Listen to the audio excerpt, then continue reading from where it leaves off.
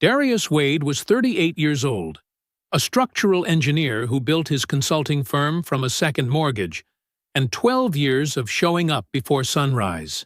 He had never raised his voice at his wife, never given either of them a reason not to trust him.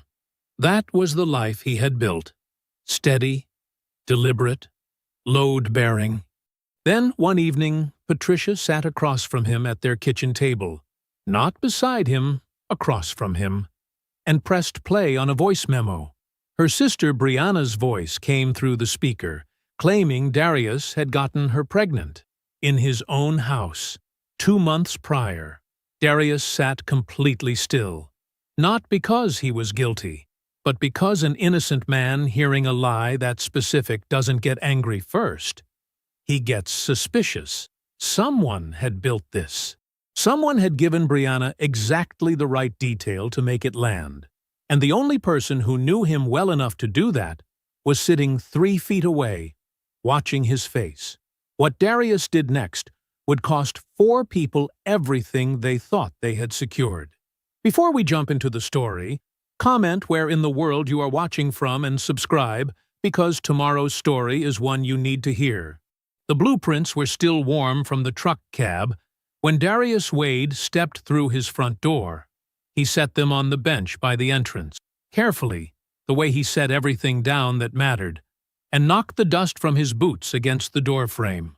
Red Georgia clay, stubborn and fine, drifted to the porch.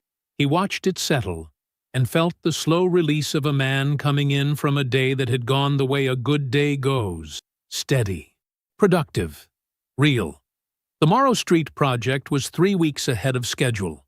He had walked the site that afternoon and pressed his thumb into the fresh concrete of the eastern retaining wall and felt it give back exactly the resistance it was supposed to give back. That feeling of a thing holding up the way you built it to hold up was the reason he had gotten into this work in the first place. Some men chased money. Some chased titles. Darius had always chased that feeling. He hung his hard hat on the hook inside the door. 12 years of marriage had taught him that Patricia did not love construction dust on the furniture. And 12 years of loving her had made it a habit to be careful. The house was quiet in the way that houses are quiet when something is being held inside them. Darius noticed it the way he noticed everything, not with alarm, just with the quiet part of his brain that was always running in the background, cataloging.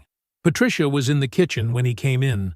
She was standing at the counter with her phone face down beside the cutting board and a glass of water she had not touched. She smiled when she saw him. It was a real smile, he thought, and then immediately wondered why he had needed to think about whether it was real. "Hey," she said. "Hey." He kissed her cheek. "Good day?" "Long day." She picked up the glass, set it back down. "Yours?" "Good one. Morrow Street is holding." "That's good," she said. She was already turning back toward the counter. The phone stayed face down. They moved through the kitchen together for a while, him at the refrigerator, her near the stove, with the ease of 2 people who had shared a space long enough to stop running into each other. That ease was something Darius had always valued. It was the kind of thing that got built slowly, without drama, one quiet evening at a time. He valued it the same way he valued the retaining wall. Steady, solid, reliable. Her phone buzzed once against the counter. She turned it over, looked at the screen, and turned it back face down. She excused herself from the kitchen without explaining why. Darius cut an apple and ate it standing at the counter. He listened to her footsteps move toward the bedroom. He heard the bedroom door close. He filed it away. Brianna arrived at 7:20 without calling. She usually didn't call. Patricia always said to be patient with her. "She's going through something, Darius. She just needs to know she has somewhere to land." And so over 12 years, he had learned to leave the light on for her, metaphorically speaking. He offered her coffee when she came in. She took the mug, but didn't settle the way she usually settled. She didn't drop her bag. She didn't kick her shoes off and fold herself into the corner of the couch. She stood near the kitchen island with her shoulders angled toward the door, and her eyes moving to Patricia every few seconds, like a woman keeping track of where the exit was. She barely looked at Darius at all. He asked how she was doing. She said fine. He asked about the apartment. She had moved 3 months ago, a new place across town. She said it was fine. One-word answers, each one handed over like she was paying a toll. He left them to talk. He went to his office down the hall, sat at the drafting table, and did not hear much of what was said. Just the low, close sound of two women speaking quietly in a way that was not meant to carry. 40 minutes later, he heard the front door. He came out to say goodbye. Brianna was already at the threshold, her back to him, and Patricia was holding her. Not the loose, easy hug of sisters who would see each other again in a week. Something longer than that. Something that asked more of both of them. Brianna's hands gripped the back of Patricia's shirt. Her knuckles were pale. Then she was gone. Tail lights backing out of the driveway.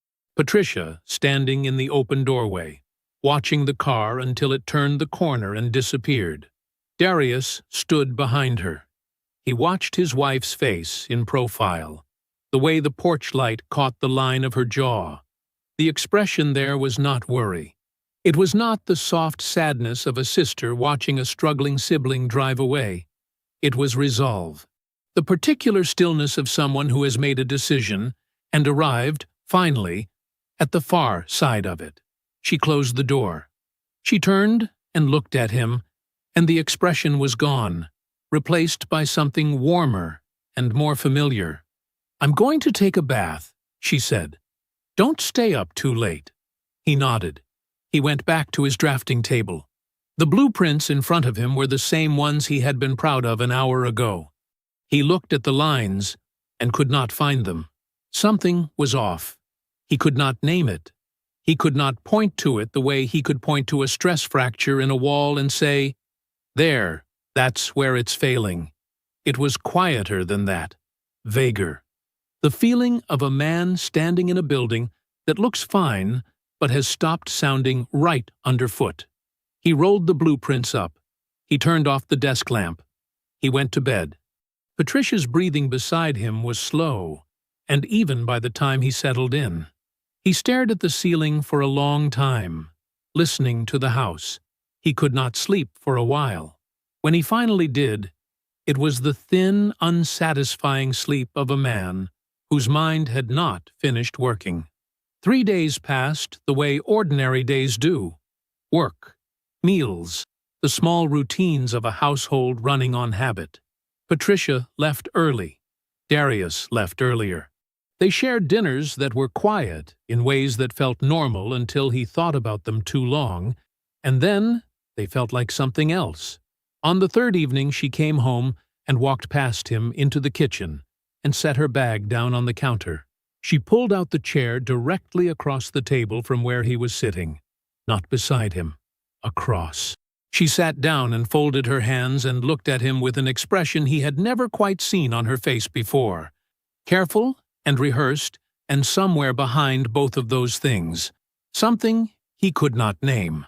"I need to show you something," she said. He set down his coffee. She placed her phone on the table between them and pressed play.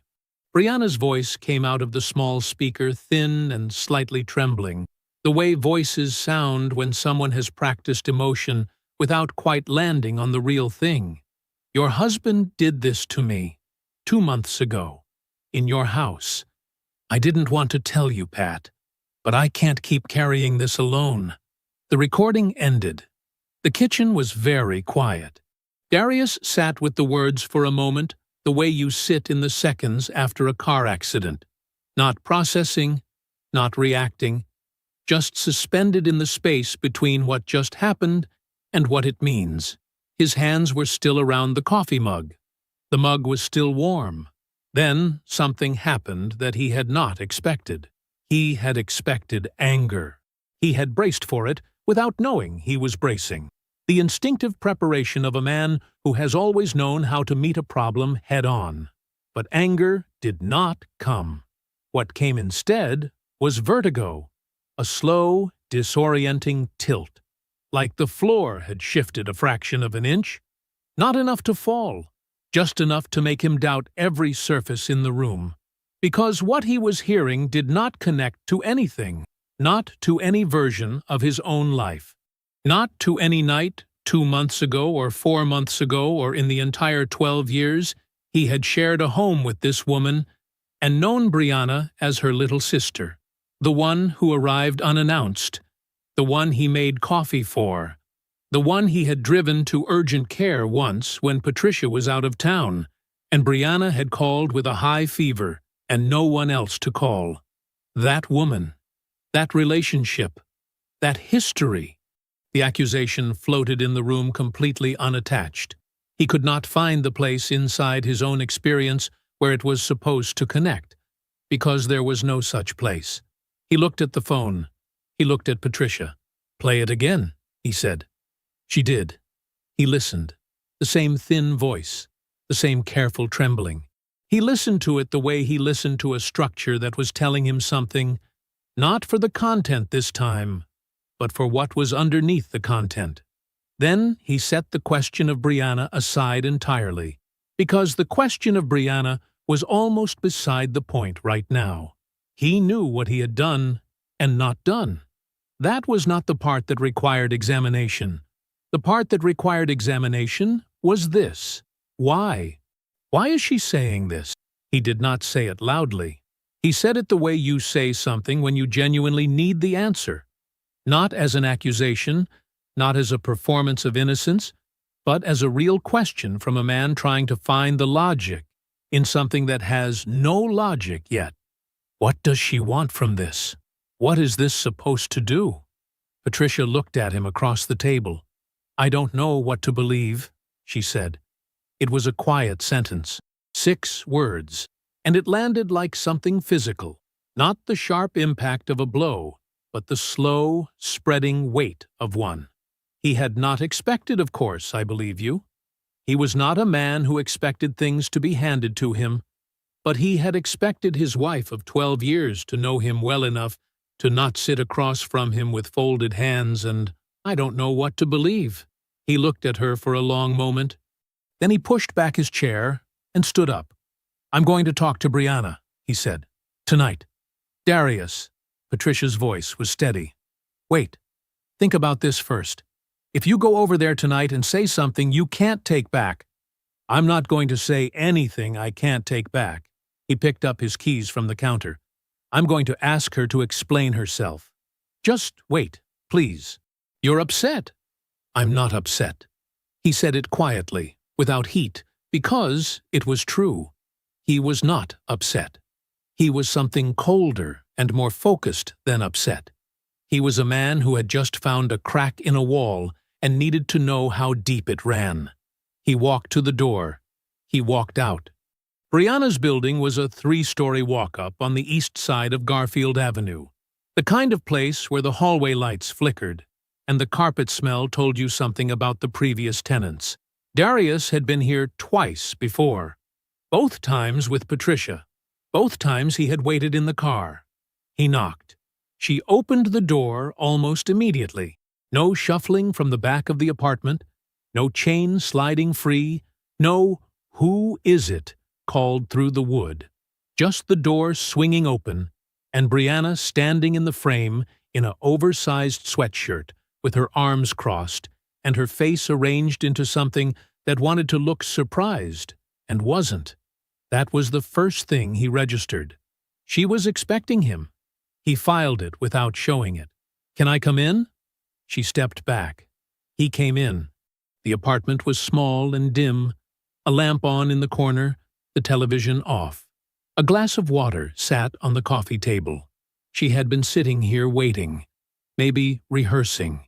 He did not know yet how much she had prepared, but the unlocked expectation on her face when she opened the door told him she had prepared something. He sat in the chair across from the couch, same geometry as the kitchen table 40 minutes ago. He was noticing he kept ending up across from people tonight. Brianna sat on the couch and pulled her knees up slightly. Not fully.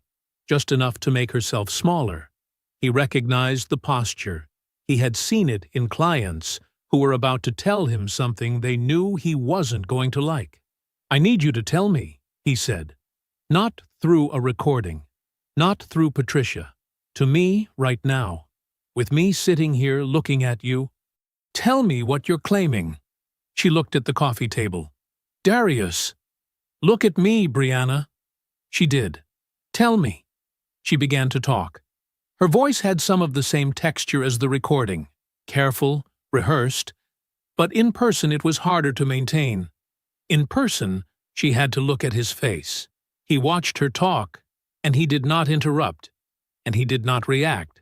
Because reacting was not the job right now. Listening was the job. Finding the shape of the thing was the job. She placed the night on a Thursday. 2 months ago, she said Patricia had been at a conference, and Darius had called her to come over for dinner. She said things progressed. He let her finish. Then he started pressing. Quietly, methodically. "Which Thursday?" he asked. She named a date. He stored it. "What did we eat?" A pause. Small. "Pasta, I think." "What did we talk about before dinner?" Longer pause. Her eyes moved left. I mean, just regular stuff. Your work. I don't remember exactly." "What was on television?" She blinked.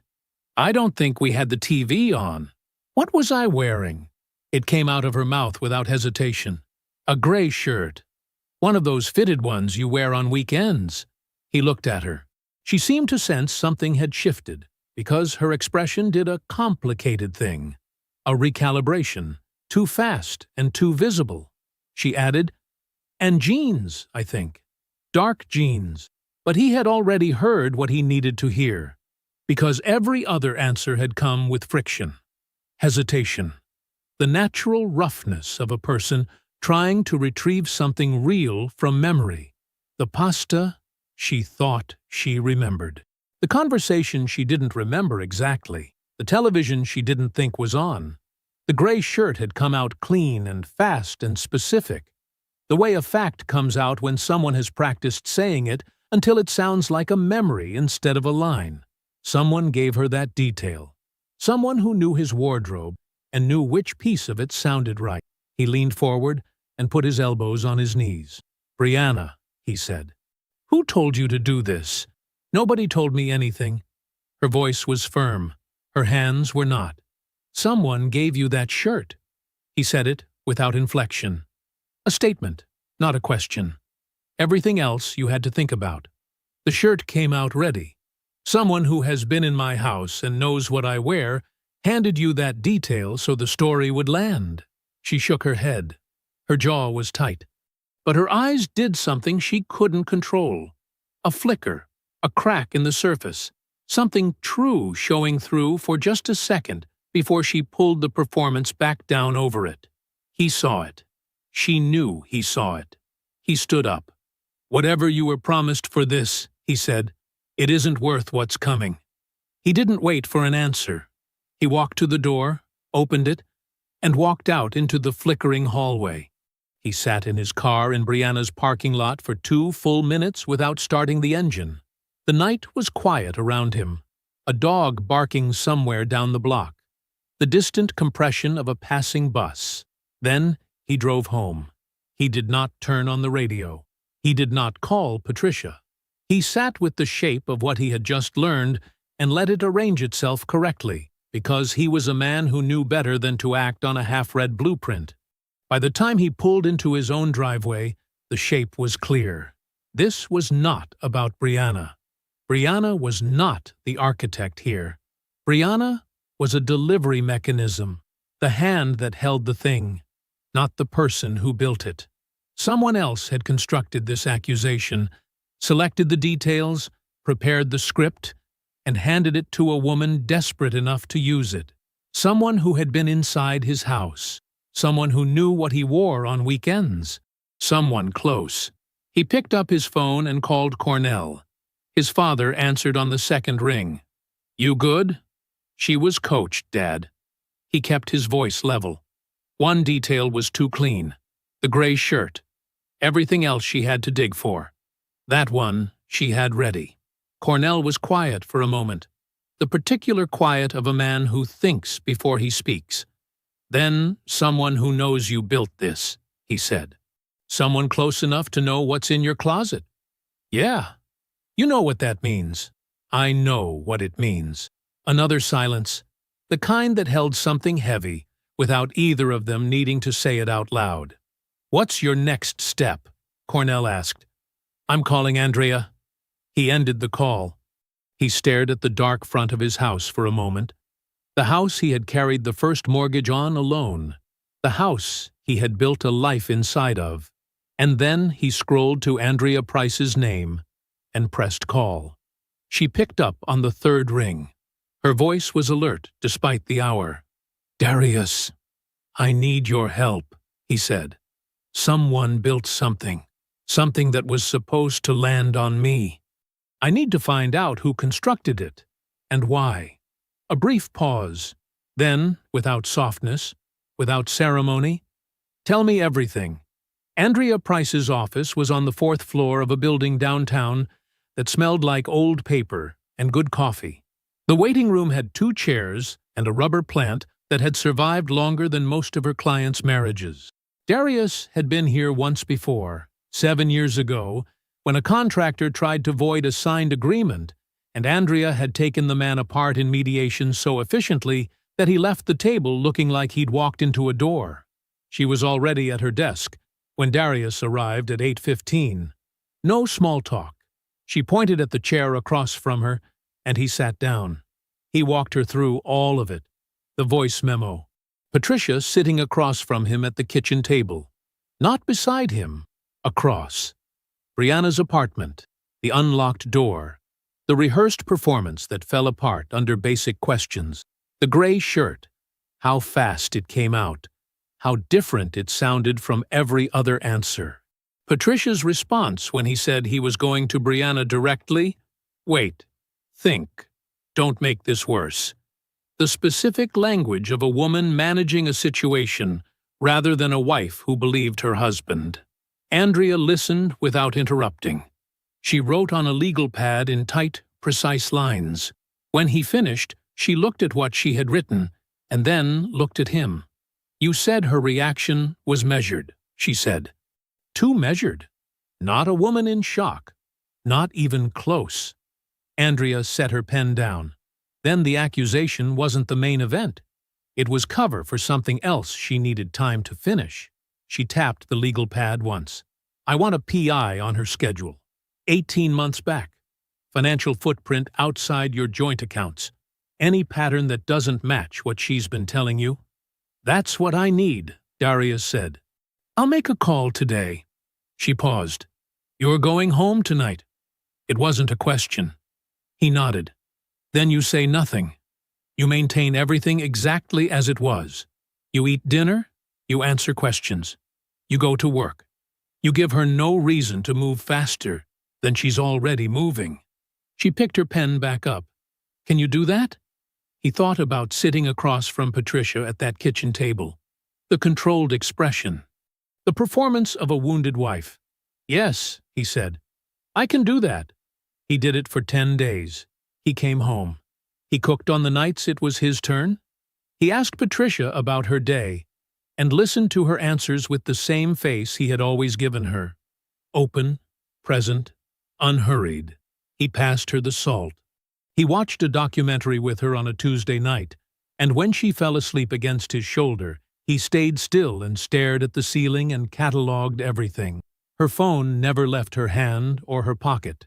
She kept the screen angled away from him with the unconscious habit of someone who had been doing it long enough that it no longer required thought. She took calls in the bathroom, short calls, efficient. On Thursday evenings, she worked late.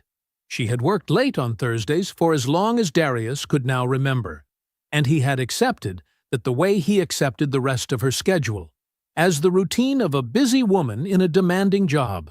He understood demanding work. He had never questioned it.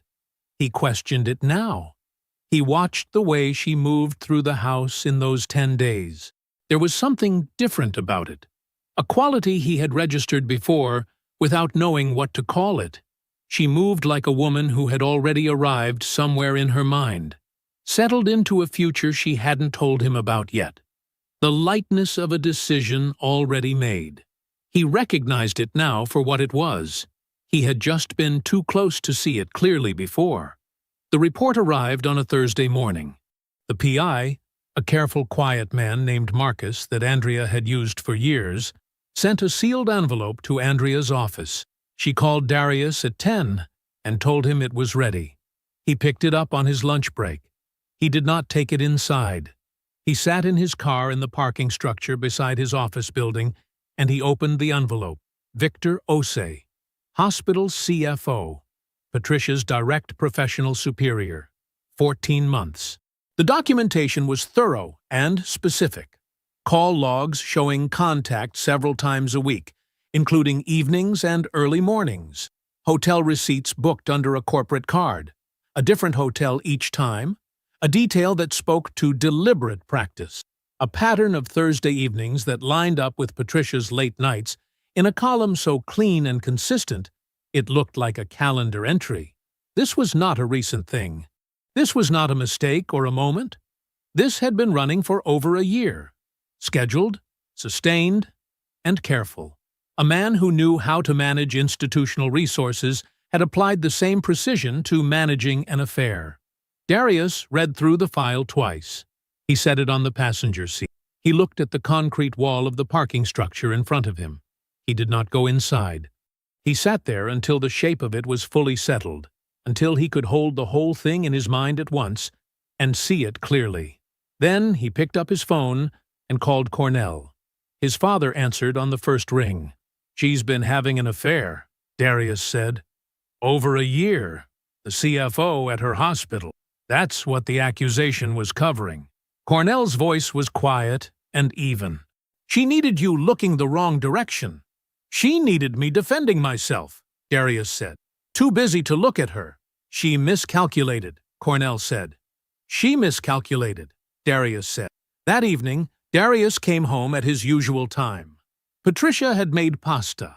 She set 2 plates on the table and poured sparkling water into both glasses and asked him how the Henderson site inspection had gone. He told her. She nodded in the right places. She twirled pasta around her fork and talked about a staffing meeting at the hospital that had run long, and he listened and asked a follow-up question, and she answered it. They were 2 people performing a marriage for an audience of each other. After dinner, he washed the dishes while she watched television in the living room. He dried his hands on the kitchen towel. He folded it over the oven handle the way he always did. Then he walked to the living room doorway and told her he had some project notes to go over. And she said, "Okay," without looking away from the screen, and he went to his office and closed the door. He sat down at his desk. He opened his laptop. He pulled up the email thread with Marcus and typed a short, specific message. "I need you to look at the younger sister, Brianna Holloway. Bank accounts, income, spending patterns going back 12 months. Anything that changed, and when it changed." He sent it. Then he sat in the quiet of his own office and listened to the sound of the television through the wall and the sound of his wife on the other side of it, and he waited for morning. The follow-up report took 6 days. Marcus was thorough. He was always thorough, which was why Andrea trusted him and why Darius was grateful for it now. Brianna's financial picture for the 12 months prior was exactly what you would expect from a woman living at the edge of her means and slightly beyond it. Rent paid late, twice. A credit card balance that had been growing steadily for 8 months. 2 small loans from individuals, not institutions, that had the informal, urgent quality of money borrowed from people who were running low on patience. She had been in real trouble. The kind of trouble that narrows your options down to a very small number and makes even bad options look acceptable. Then the picture changed. 3 weeks before the voice memo was recorded, a series of transfers began appearing in Brianna's account. Consistent, monthly, small enough individually that they would not trigger any automatic flag. Together, laid out in a column on the page Marcus had prepared. They were unambiguous. Someone was paying her on a schedule.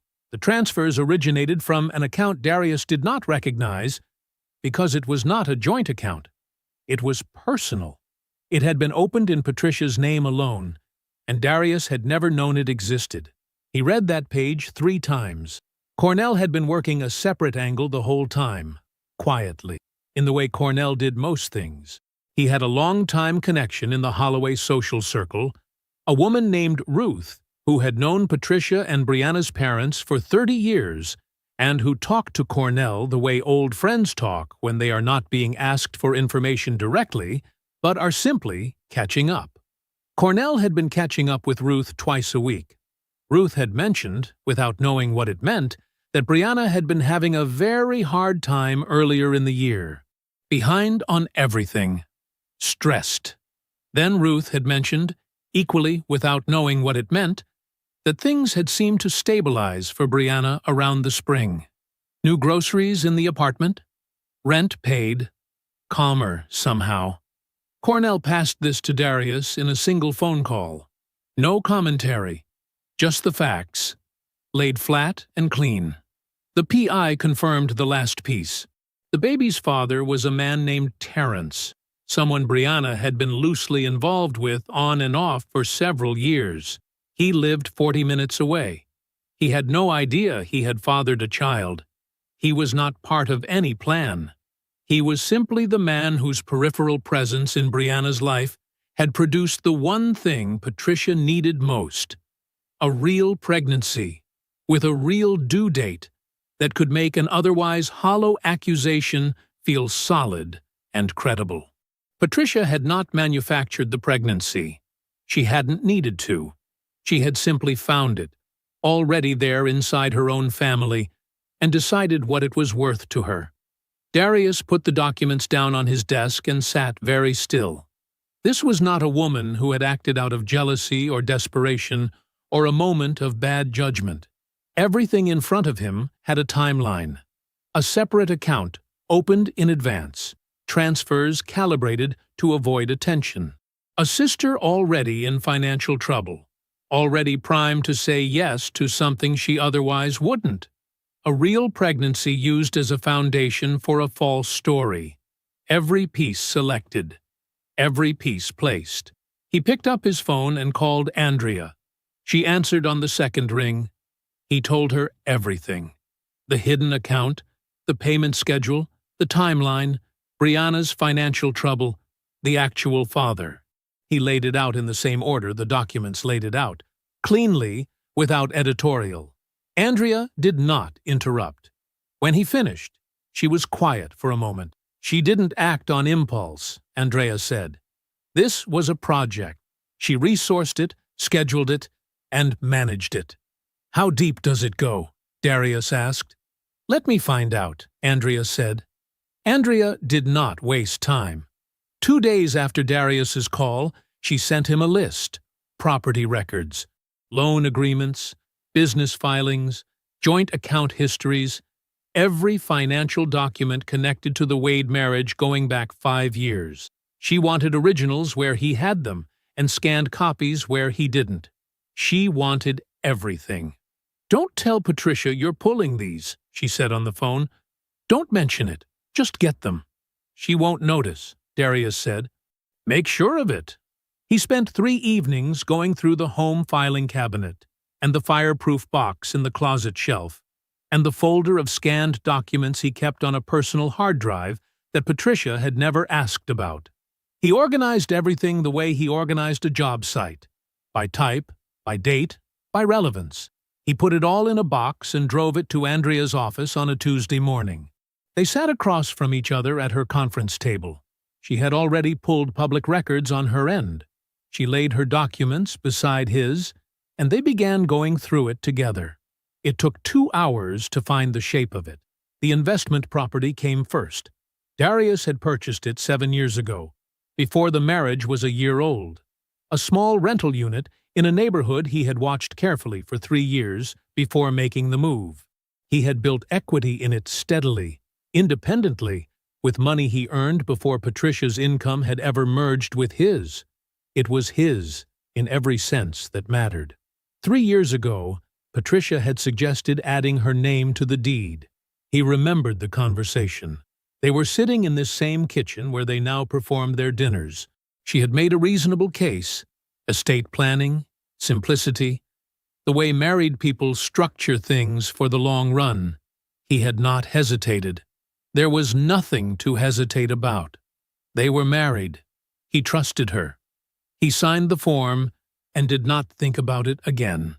Andrea placed the deed amendment on the table and set a second document beside it. A business loan, 18 months old. The investment property listed as collateral. Darius looked at his own signature on the loan agreement. He remembered signing it. Patricia had brought it home one evening, explained that a colleague had recommended a financial strategy for leveraging idle equity, and walked him through the summary page. He had read the summary. He had not read the full terms because the summary had been clear, and he had trusted the person handing it to him. The full terms, as Andrea now walked him through them, were not what the summary suggested. The beneficiary structure, Andrea said, turning a page and pressing it flat with 2 fingers, runs through a holding arrangement that took me a while to untangle. But it leads here. She placed a business filing on the table. Darius read the name at the top: PV Healthcare Consulting, LLC, formed 18 months ago, filed in a neighboring state. 2 members listed: Patricia Wade and Victor Osei. He looked at the filing, then at the loan agreement, then at the filing again. Andrea let him sit with it for a moment before she continued. The LLC has received funds, she said. Some of it traces back to draws made against the property loan. Some of it comes from the personal account she opened, the same account she used to pay Brianna. She stacked the documents into a neat column. She opened that account and formed the LLC the same month. Darius set the business filing down slowly. He had signed the loan agreement. He had signed it at the kitchen table, with a pen Patricia handed him after a summary she prepared. He had put his name on a document that moved his own equity into a structure designed to fund her way out of their marriage, and into a future she had already begun building with another man. The LLC is described as a consulting partnership, Andrea continued, but it has no clients on record, no contracts, no service revenue of any kind. It exists to hold money. That's all it has ever done. Darius was quiet for a long moment. She used my property to fund it, he said. Partially, yes. He looked at the window. Outside, the street was ordinary. A delivery truck, someone walking a dog. A normal Tuesday morning. He looked at it for a few seconds, and then he looked back at Andrea. She explained the full picture in the straightforward way she always did, without softening the edges. If Patricia had initiated the divorce while Darius was publicly managing Brianna's accusation, his legal position would have been weakened before he ever sat down at a negotiating table. Her attorney would have introduced the accusation, not as a proven fact, but as a pending matter, a cloud of credibility that would have followed him through every proceeding. Darius would have been fighting to clear his name in one room while fighting to protect his finances in another. Divided, slower, easier to outmaneuver. The financial arrangement would have been in place. The assets would have been repositioned. The exit would have already been built. Andrea set her pen down on the table. She looked at him directly. She planned to leave you with significantly less than you're entitled to, she said. She didn't plan for you to look before she was ready. Darius kept his eyes on the documents in front of him. 12 years of his life, laid out in columns and filing dates and account numbers. What can we recover? He asked. Andrea picked her pen back up. More than she built for, she said, because she designed this for a man who wouldn't see it coming. Darius was back at Andrea's office by 8 the next morning. He had not slept well. He had not expected to. He sat in his office until almost 2 in the morning, going back over everything: the PI reports, the financial records, the business filings, not because he needed to review them again, but because he needed to be certain. Absolutely certain. The kind of certain you can only get by looking at a thing one more time in the quiet dark when no one is watching you look. By the time he drove to Andrea's office, the morning sun was still low and the streets were mostly empty. He carried the box of documents under his arm the same way he carried blueprints on a job site. Same weight, same purpose. Andrea was already at her desk when he arrived. Coffee going? Legal pad open?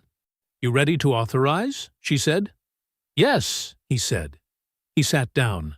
She walked him through each step in the sequence she had prepared, not asking for his opinion on the order, because the order was correct and they both knew it. She laid it out, the way a surgeon lays out instruments before an operation. Precise, deliberate, everything in its place before the first cut. The divorce filing went first, sealed, not yet served. That was important. Serving Patricia now would trigger her to move, and Andrea wanted the asset freeze in place before Patricia had any reason to make a phone call or open a browser and start repositioning things. The freeze came second. Joint accounts, the investment property, any instrument tied to both their names. Andrea had already drafted the motion. She slid it across the table for Darius to review. He read it carefully. Every line. He signed at the bottom. "She'll try to move something when the papers land," Darius said. "She'll find she can't," Andrea said. The third document was the referral. Andrea had spent 2 evenings building the written record of her reasoning, the LLC structure, the loan beneficiary arrangement, the timing of the account openings, the absence of any legitimate business activity. She believed the arrangement crossed from aggressive financial planning into fraud, and she was not the kind of attorney who made that observation privately and left it unused. She slid the referral across the table. Darius read it. The language was careful, precise, and devastating. "You're sure about this one?" he said. "I'm sure," she said. He nodded once. She signed it. She would send it herself that afternoon. Cornell made the first call to Brianna on a Wednesday. Darius had asked him carefully, explained what he needed, explained that Cornell should not lie to her, should not press her, should simply call as the man he had always been to her. The familiar older presence, the one who used to bring a bag of candy to the Holloway family cookouts, and remembered birthdays and asked genuine questions. Brianna had always liked Cornell. That was the point. The call lasted 22 minutes. Cornell asked about the pregnancy, asked how she was feeling, whether she was eating right, whether the baby was moving yet. He asked if Patricia was helping. Brianna said yes, that Patricia had been looking after her, that things were more stable now than they had been a few months ago. She said it the way people say things to someone they trust completely, casually, without thinking about the shape of the words. Cornell listened. He asked gentle follow-up questions. He let the silences breathe. The second call came 4 days later. Shorter, warmer. Brianna mentioned the payments again without being asked, referenced them as routine, as part of an arrangement she expected to continue through the end of the pregnancy. She said Patricia had been clear about that. She did not know she was handing Cornell the last piece Darius needed. Cornell called Darius after the second call ended. He did not editorialize. He simply said, "She confirmed everything, both calls." "Good," Darius said. "She trusts me," Cornell said. There was something quiet in his voice when he said it. Not regret exactly, but something. "I know," Darius said. "You didn't lie to her, Dad." "No," Cornell said. "I didn't." Darius called Earl and Diane Holloway on a Thursday evening. He had thought carefully about how to open the call. He did not want to sound angry. He did not want to sound wounded. He wanted to sound like a man who had been wronged and was asking, reasonably, for the chance to clear his name in front of the people who mattered to him. He told Earl that he had been living under a serious false accusation for months. He said he understood the family was in a difficult position, He said he was not calling to create conflict. He was calling because he respected them, and he wanted the truth on the table in front of people he trusted. Earl was quiet for a moment. Then he said he would talk to Diane. Darius thanked him and got off the phone. Patricia came to him 2 days later. She told him her parents had agreed to the gathering. Her shoulders had dropped slightly, the specific loosening of a person who has been holding tension and just released some of it. She thought she knew what this meeting was about. She thought the sealing of Darius's knowledge was Brianna's accusation. She thought this was the part where everyone sat down and the story got managed and she retained control of the room. "I think this is the right thing," she said. "I think it'll be good for everyone to talk." Darius looked at her. "I think so too," he said. She left the room. He watched her go. The night before the gathering, Darius sat at his office desk and prepared 3 printed document packages. Each one was organized the same way, same order, same tabs, same clarity. He worked slowly. He was not in a hurry. He did not sleep much when he finally went to bed. In the morning he showered, dressed, and stood in the kitchen drinking coffee while the house was still quiet around him. He called Cornell at 7. "I'm ready," he said. Cornell said, "I know you are." The Holloway house was a red brick split level on a quiet street with a magnolia tree in the front yard that Diane had planted the year Patricia was born. Darius had stood under that tree at cookouts, at holidays, at the birthday parties of nieces and nephews who called him Uncle D. He knew this house the way you know places you stopped being a guest at long ago. He arrived 20 minutes early. Diane met him at the door with cautious warmth, a hug that was genuine but careful, the kind a woman gives when she is hoping for good news and not yet sure she is going to get it. Earl shook his hand and held it a beat longer than usual. They were good people. They had always been good people. That was the part that made this hard and necessary at the same time. Darius sat at the dining room table. He set his folder down in front of him and folded his hands on top of it. He accepted the coffee Diane offered. He answered Earl's small talk about the weather and the neighborhood with patience and care, because Earl and Diane deserved that. They had done nothing wrong. Patricia arrived 12 minutes later. She came through the front door with her coat still on, her eyes moving to Darius first, and then to the folder under his hands. Something registered in her face, brief and quickly controlled. "Darius," she said. "Patricia," he said. She sat down across from him. She removed her coat slowly, deliberately, the way people move when they are managing their own stillness. Brianna came last. She stepped through the door looking like someone who had rehearsed being calm and could already feel the rehearsal failing. Her eyes went to Patricia immediately. A reflex, a child looking for the adult who is supposed to have this handled. She sat down at the far end of the table and placed both hands in her lap, and did not look at Darius. The room settled. Darius opened the folder. He did not make a speech. He did not explain what was coming, or ask if everyone was ready. He simply reached into the folder and removed the first document, a clean, single-page summary, and slid it across the table to Earl. Hotel receipts, call records, dates and locations laid out in 2 neat columns, 14 months. Every Thursday that Patricia had said she was working late. Earl looked down at the page. He picked it up. His face went very still. Darius removed the second document and slid it to Diane. The bank transfer records, Patricia's private account, Brianna's account.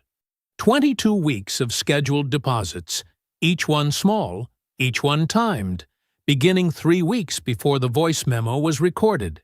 Diane took the page with both hands. She read it slowly. The third document Darius placed in the center of the table. Andrea's summary. Brianna's own words from 2 phone calls, describing Patricia's payments, describing the arrangement as ongoing, describing being looked after. He let the room sit with the papers for a moment. Then he looked at Brianna directly. "Tell your parents," he said. Why you made that recording. The room came apart. Brianna's composure lasted approximately 3 seconds. Then her chin went down, and her shoulders came up, and the tears came in the specific way of someone who is not crying from remorse, but from the unbearable sensation of being seen, fully and clearly, by the two people whose opinion of her she could not afford to lose. She said she hadn't wanted to, that she hadn't had a choice, that Patricia had told her it would be fine, that nobody was supposed to get hurt like this. Patricia said her name, sharp and low, a warning, which was its own answer. Earl looked up from the paper. His mouth opened. He started a sentence and could not finish it. He stood up. He looked at his daughters, first Patricia, then Brianna, and something moved across his face that was not anger exactly. It was older and worse than anger. He sat back down. Diane had not moved. She was still holding the transfer record in both hands, staring at the numbers on the page, and the silence coming off her was the loudest thing in the room. Patricia turned to Darius. She said his name the way she used to say it, softly, with weight behind it, with the history of 12 years pressed into those 3 syllables like something she had saved and was spending now. She talked about what they had built. She talked about what they had been to each other. She looked at him with an expression that, in another life, in a version of events where none of these documents existed, might have meant something. He looked back at her steadily. "You turned your sister into a weapon," he said, "and aimed her at me." He kept his voice level. "You moved our money while I was sleeping beside you. You were building a way out while I was still building a life." He picked up his folder. "There is nothing left to appeal to, Patricia. You took it all apart yourself." He stood. "Andrea Price will be in touch." He walked out of the Holloway house for the last time. He sat in his car in the driveway without starting it. He had expected to feel something clean. He did not. What he felt was heavier than that. A deep, settled exhaustion.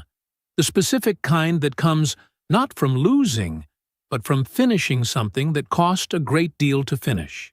He sat with it for a while. Then he started the car and drove to Cornell's house. Cornell opened the door. He looked at Darius's face and read everything in it without asking a single question. He stepped aside to let him in. The papers were served at 8:47 in the morning. Darius knew the exact time because Andrea texted him when it was done. 2 words, "It's running." He read it sitting at the small table in his rental. A furnished 1-bedroom off a side street, beige walls, thin carpet, a window that looked out onto a parking lot. He set the phone face down and drank his coffee. Patricia called him at 9:14. He watched her name on the screen until it stopped. She called again at 9:31, then a third time at 9:45. He let all 3 go. What she was doing between the calls, he could piece together without being there to see it. She would have opened her banking app. She would have found the transfer function grayed out. The balances visible but untouchable. Everything she had been quietly repositioning now locked in place by a court order, with her name on it. She would have tried again. It would have failed again. The third attempt would have felt like hitting a wall with her shoulder. The same wall in the same place, producing the same result. Then she called Andrea. Andrea picked up on the 3rd ring. "All joint assets are frozen as of this morning," Andrea told her. "That includes the personal accounts, the investment property, and all associated instruments. Any attempt to transfer, liquidate, or reposition those assets will be treated as contempt of court. If you want to discuss the proceedings, have your attorney call my office." Patricia said something. Darius didn't know what. He would never ask. Andrea said, "Have your attorney call my office," and ended the call. The LLC referral had been sitting on a financial investigator's desk for 11 days. When Victor Osei's name surfaced in the external filing, the investigation moved from pending to active in under 24 hours. Victor's attorney called him that afternoon. The conversation, Darius imagined, was the kind that strips a man down to pure calculation very quickly. The attorney laying out the exposure, the possible findings, the difference between cooperating now and not cooperating now rendered in the specific language of consequences. Victor was a man who had spent his career managing institutional risk. He understood immediately what he was looking at. He provided documentation within 48 hours, all of it. The LLC formation records, the structuring decisions, his own correspondence with Patricia, including emails that described the asset movement in language that left very little room for interpretation. He handed it over cleanly, completely, with the efficiency of a man who has already made his calculation and is not interested in revisiting it. He did not call Patricia first. He did not warn her. He simply gave investigators what they needed in exchange for what his attorney negotiated and moved on to the next problem. Patricia learned what he had done through her own attorney, who called her the following morning. Whatever she felt about it, Darius did not know and did not need to know. What mattered was that the documentation was in, the findings were moving, and Victor Ossi had confirmed everything Andrea had already laid out in the referral. Victor's wife was notified of the investigation's scope through her own legal counsel 3 days later. She filed for divorce within the week. She did not make a statement. She did not contact anyone peripheral to the matter. She simply filed, and in doing so communicated everything that needed to be communicated. The hospital's internal audit had been running quietly alongside the external referral. When it surfaced, 2 years of procurement irregularities managed through Victor's CFO access, small redirections, consistently below the threshold that triggered automatic review, the kind of thing that requires both access and patience to construct, his position became untenable in the specific way that senior positions become untenable when the institution needs to be seen acting decisively. He announced his resignation before anyone asked him to leave. The statement used words like personal decision and new chapter. Nobody in the building was confused about what it meant. 6 months later, he was consulting independently.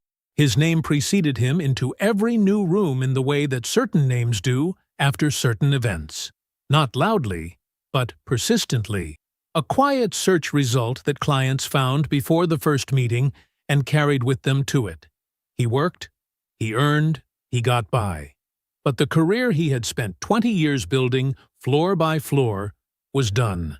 That version of Victor Ossi was done. Patricia's professional footing did not outlast his protection. The performance review that should have been routine became, in the new climate, something else entirely. She was not fired. The hospital did not fire her. What they did was restructure. A lateral reassignment presented in the careful language of organizational efficiency. A different title, a different floor, a smaller orbit. Everyone in the building read it for exactly what it was, and nobody said so out loud. And that particular silence was its own verdict. Brianna moved back into her parents' home with her infant daughter 2 weeks after the payments stopped. Earl and Diane received her the way good parents receive a child who has done a wrong thing, with love that does not waver, and with a distance that cannot be closed by love alone. They held the baby. They made up the room. They sat at the same table they had always sat at together. But the table had changed. Earl's silences were careful now in a way they hadn't been before. Diane's eyes sometimes went somewhere private when Brianna spoke, returning a half-second later, the gap small enough that you could almost miss it. Brianna noticed every time. She was learning the specific weight of trust that has been spent, how it does not disappear, how the people who held it do not stop loving you, how it simply no longer rests the way it used to rest, and how that difference lives in every ordinary moment from that point forward. She would be paying for what she did for a long time. Not in money, in that. Andrea called at 7:30 that evening. The proceedings are structured and running, she said. "Everything is executing in sequence. The findings from Victor's cooperation are going to be useful. I'll have more specifics next week, but I wanted you to know tonight. It's going the way it should go." "Thank you, Andrea," Darius said. "For all of it." "That's what I'm here for," she said. And she hung up. He sat at the small table in the rental for a while after that. At some point, he reached into his bag and pulled out a blank sheet of drafting paper. He set it on the table in front of him and uncapped a pencil. He did not have a project in mind. He did not have a client or a brief or a set of specifications to work from. He just began to sketch. A house. Simple lines at first. The rectangle of a foundation. The angle of a roof. Walls that went where he decided they should go and bore the load he chose to give them. A front door positioned for morning light. A room at the back with a large window for the evenings. Nothing that existed anywhere yet. Nothing that belonged to anyone else. Just the outline of something entirely his, taking shape under his hand in the quiet of the rental, in the small circle of light above the table. The site was loud before the sun was fully up. Heavy equipment moving dirt. A concrete truck idling at the edge of the lot. Voices calling across the distance between one crew and another in the specific shorthand of men who have learned to communicate over noise. Darius stepped out of his truck, set his hard hat on his head, and stood at the chain-link fence, looking at what was being built. It was the largest contract his firm had ever won. A municipal infrastructure project. A rebuilt drainage corridor running 6 city blocks. The kind of work that does not get noticed until it isn't there. The kind of work that matters for 50 years. He had put the bid together himself over 2 weeks last spring, in the evenings, at his drafting table. He had submitted it without telling anyone what it would mean to get it. When the call came, he was on a smaller job site across town. He said thank you, and he meant it. And then he went back to what he had been doing. He stood at the fence now and watched his crew move through the site with the coordinated efficiency of people who know their work and trust the man who organized it. 6 of them now. He had hired the 6th, a young engineer named Marcus, 2 years out of school, sharp enough to make Darius's job easier. The month after the divorce was finalized. He watched the site for a long time. Then he put on his gloves and went in. Saturdays still belonged to the football field. The kids were 11 and 12 years old, all of them at the age where the gap between effort and ability is still closing, and you can see it closing in real time if you know what to watch for. Darius knew what to watch for. He had known since Cornell stood at a similar fence and watched him for the same signs at the same age. Cornell came to every game now. He drove over in the morning, brought 2 coffees from the same place he'd been going to for 15 years, and stood at the fence with his cup and his coat and his unhurried attention. Darius would catch a glimpse of him between plays, still, patient, eyes on the field. They didn't talk about Patricia at the games. They had stopped talking about Patricia some time ago, not by agreement, just by the natural process of a subject losing its hold on the present tense. They talked about which kids had something real in them. They talked about a halfback named Terrence, who ran with his head down and needed to learn to see the field. They talked about the plays that worked, and the ones that didn't, and what the difference was between the two. That was the best part of Darius's week. It had been for a while now. Andrea called on a Tuesday afternoon in early November. "Final settlement terms are confirmed," she said. "I want you to understand what that means in actual numbers." She walked him through it. The recovery on the investment property, the financial misconduct findings, and what they produced in the division of marital assets, the LLC judgment, and where those funds went. The total was significantly better than any standard dissolution would have generated. It was better because Patricia's plan had left a trail, and the trail had been followed, and the law had been applied to everything it found at the end of it.